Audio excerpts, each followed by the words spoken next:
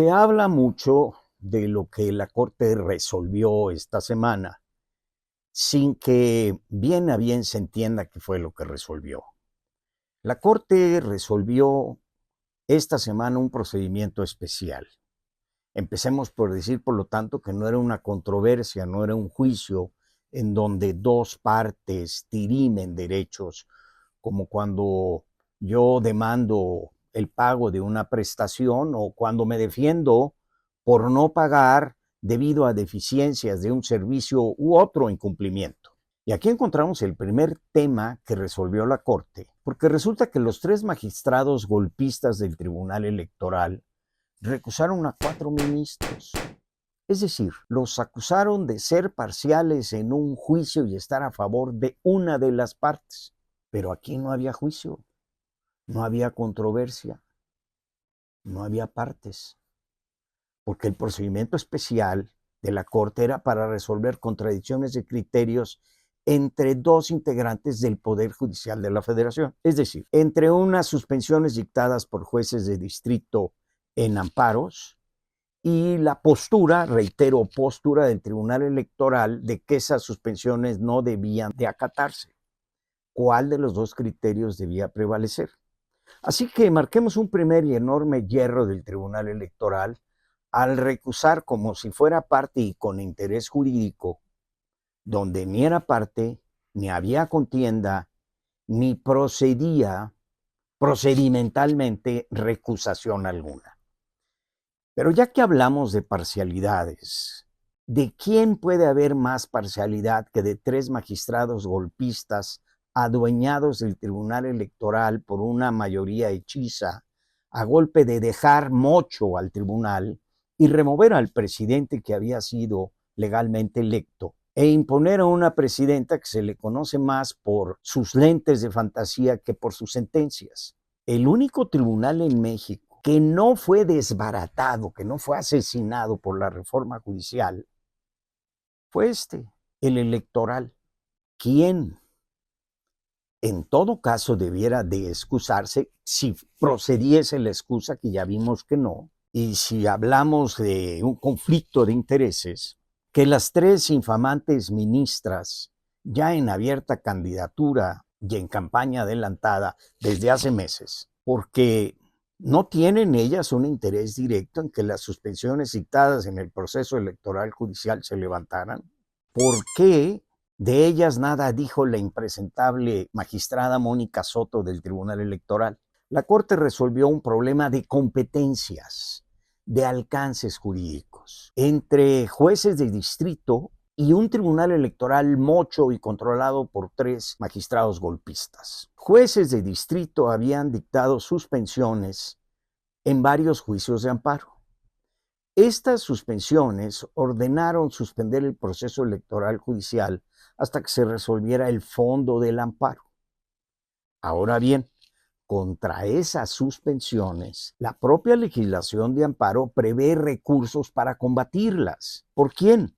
Por quien alegue su ilegalidad e improcedencia. Pero resulta que en lugar de recurrir las suspensiones por la vía procedimental del amparo, diversas autoridades simple y llanamente las desacataron. Y para taparle el ojo al macho, echaron mano de un tribunal a modo, el electoral. ¿Y qué resolvió sobre las suspensiones el Tribunal Electoral? Pues que no debían de ser acatadas. Encontramos aquí, por lo tanto, tres sujetos, todos autoridades, y dos al menos del Poder Judicial de la Federación, en abierta contradicción. Por un lado, encontramos autoridades diversas, obligadas por las suspensiones, en abierto desacato y rebeldía. Por otro, un tribunal electoral resolviendo sobre esas suspensiones que son incidentales dentro de un juicio de amparo y que es en ese juicio de amparo y procedimiento donde deben combatirse. Finalmente, jueces de distrito que dictaron suspensiones generales en asuntos que bien pudieron mezclar entre sí temas diversos, electorales y de otra materia. u otras materias, como pensiones, antigüedad o derechos humanos afectados por la reforma judicial, aunque no necesariamente por el procedimiento electoral, sino por la reforma en sí, que lo cesó además. Pues bien, la Corte se pronunció sobre ello, pero antes de entrar a analizar su resolución, menester es explicar el argumento toral que hicieron valer las ministras, de que quien lo fuera a pensar, se decantaron abiertamente en favor del Tribunal Electoral. Lenia Batres, Lorena Ortiz y Yasmín Esquivel. Estas, por cierto, leyendo textos que por sus errores de lectura mostraban que no eran de su autoría y que ni siquiera los conocían, sostuvieron que las resoluciones del Tribunal Electoral son definitivas e inatacables, con lo cual, por cierto, acusaron la razón de haber acudido a él. Es algo muy similar al caso del tema de la seguridad nacional, que hoy se alega para no licitar, para no transparentar, para no informar. Pues bien, ahora el garlito es el tema electoral y el garrote es un tribunal a modo cuyas sentencias, alegan las ministras, son definitivas e inatacables. Ahí estuvo el truco, o por lo menos así lo quisieron hacer valer. Ahora bien, ¿qué resolvió la Corte? Primero, que el Tribunal Electoral no tiene competencia alguna en materia de amparo, que no puede determinar si se acata o no se acata una suspensión. No puede determinar si la suspensión es correcta o no. No solo porque no es competente, sino porque no tiene vía ni existe a su alcance algún procedimiento del cual pudiera echar mano legítima y legalmente. Ergo, las sentencias del tribunal, de la Sala Superior del Tribunal Electoral, son definitivas e inatacables solo y exclusivamente cuando versan de materia electoral. Pero en otras materias como civil, mercantil, familiar, laboral, fiscal, sus expresiones no son más que eso, simples declaraciones, no sentencias y menos vinculantes para con nadie, ni siquiera para con ellos mismos.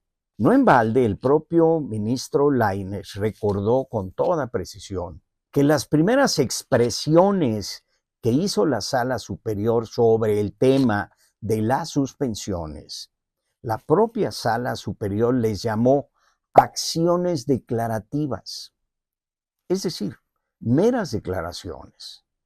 Pero claro, como lo que Morena buscaba era un tribunal a modo, que además sus sentencias no fuesen atacables, no pudiesen ser revisadas.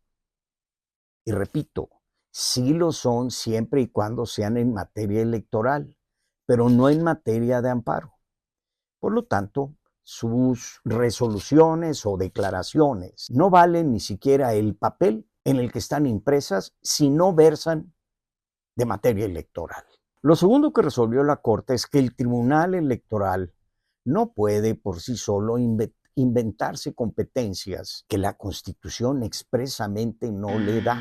Esto es de perogrullo, pero lo tuvo que explicitar el Pleno de la Corte, porque la Sala Superior, siendo una fase terminal, ya siente que solamente después de ellos queda Dios. Por lo que hace a las autoridades sujetas a la suspensión y que desacataron estas, la Corte resolvió que no lo podían hacer. Es obvio, es también de perogrullo, pero había que explicitarlo. Y por tanto, y esto no lo dijo expresamente, bien pudieran o podrían, en su caso, ser objeto de responsabilidades diversas. En otras palabras, nadie puede determinar de motu propio la inconstitucionalidad de una suspensión, algo que por cierto leyó la ignorante ministra Batres, y menos aún lo puede hacer el obligado con dicha suspensión. Puede, claro, combatirla dentro del juicio de amparo, y no por la vía electoral y ante un tribunal sin competencia, y será la autoridad competente la que en su caso levante la suspensión, la confirme o la modifique.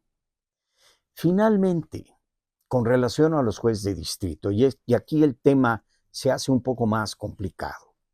Primero, muchas suspensiones se dictaron antes de que la Corte resolviese la controversia de inconstitucionalidad que se entabló en contra de la reforma judicial. Segundo, no todas las suspensiones versan sobre materia electoral. Y tercero, y esto es lo más complicado, algunas versan sobre temas electorales con temas no electorales. Bajo estas tres consideraciones, la Corte resolvió. Primero, que la materia electoral, como lo señala la Constitución, no puede ser combatida por la vía de amparo y por lo tanto tampoco puede ser afectada por suspensiones en vía de amparo. Por lo tanto, casuísticamente, expediente por expediente, deberá verse qué es electoral y excluirlo del juicio de amparo y por tanto de las suspensiones, y qué no es del ámbito electoral, y en esos casos la suspensión dictada quedará firme y el juicio de amparo deberá proseguir su curso. Aquí es importante señalar que las ministras proclives a Morena lo que querían era sangre y pedían cárcel para los jueces de distrito. Aunque para los magistrados electorales golpistas de Morena, que se inventaron competencias y que entorpecieron suspensiones sin tener competencia para ello, que metieron, por cierto, al Poder Judicial en su conjunto en una contradicción de criterios y que para zanjar esa contradicción de criterios recusaron incluso a 4 ministros para que no pudieran conocer del caso. De eso las 3 ministras nada dijeron. A mi juicio, yo creo que la Corte debió de atraer los amparos y desbrozar directamente que sí, que no es procedente por la vía de amparo. Pero ha sido demasiado vilipendiada la Corte para verse sujeta a mayores escarnios. El problema es que lo que resuelvan los jueces de distrito pues podrá ser combatido, pero en fin, la conclusión, nos guste o no, es que el proceso electoral judicial sigue tope donde tope.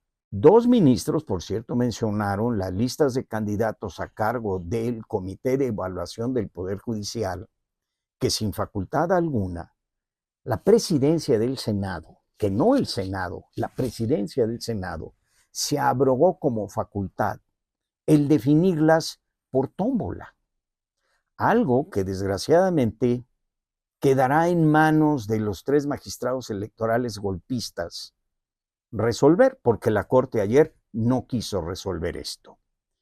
Y ya vimos cómo estos 3 magistrados electorales ven el mundo a través de sus lentes, a modo.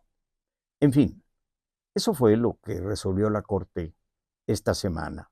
Espero haber sido claro. Gracias.